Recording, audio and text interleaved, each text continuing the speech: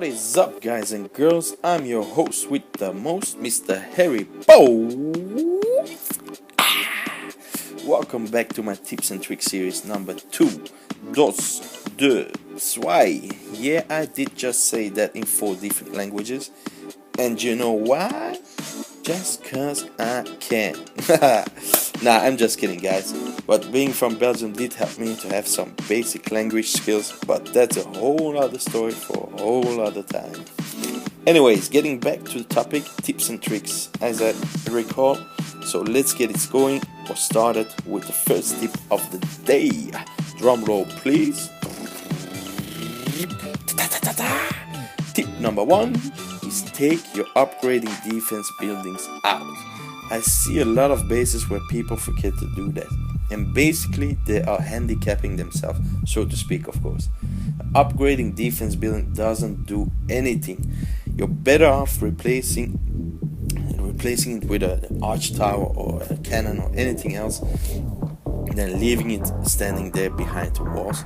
As you can see over here, I started my whiz tower, I put it outside.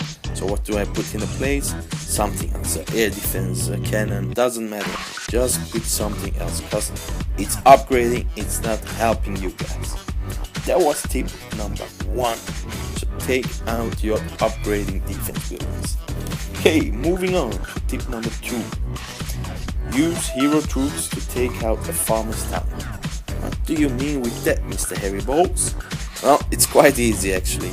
Sometimes you encounter the farmer's base where you see that the town hall is put all the way to the side with no defensive buildings around it. Well, if you attack that base or if you're trophy hunting or whatever, and you see you're almost failing and don't want to lose too many trophies, well, you can just take your hero troop, Arch or the King Bob, and put it close to it, let it finish, and then press end the game or end the attack. You won't lose any troops, you wouldn't have to spend any elixir on it, and your King Bob or your Arch Queen still has a full health. So that's tip number 2. Tip number 3, make your base upgrade friendly. What am I talking about, huh? What am I talking about? Well, it's actually quite easy.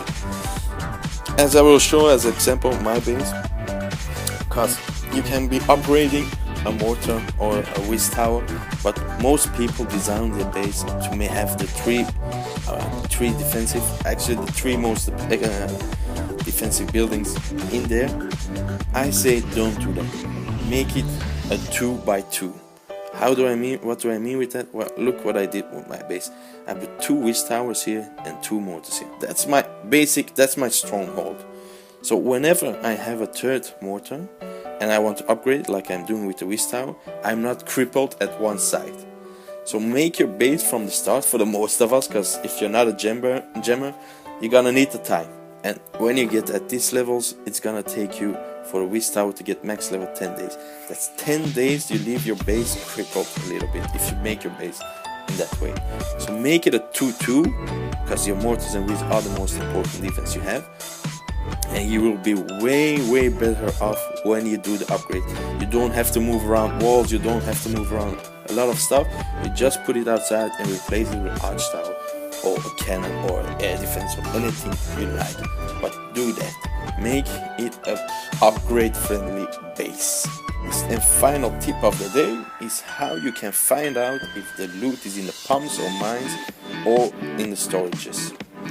The easiest way to do that is by deploying 1 troop. Archers are more preferred in this case, on a mine or a pump, and watch how much it takes with 1 shot, as I will be showing you guys in the following clip.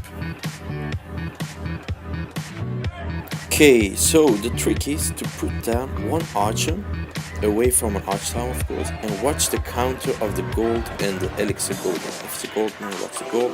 And if it goes down with more than 400 or 500 per shot, then you know you got a lot of loot in the mines.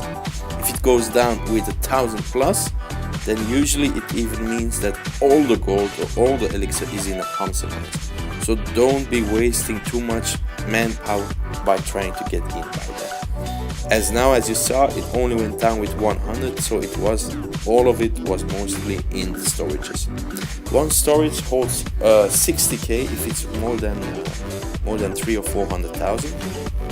So you can get maximum 60k gold or elixir out of a storage if it's only a town hall, one town hall down or one town hall up, or the same, of course.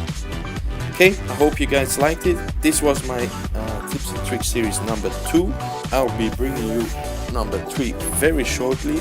Hope you guys liked it. Leave a sub or like or comment or give me any feedback you guys want. Mention me to your friends. I don't mind at all. Hope you guys liked it. See you guys around. See ya.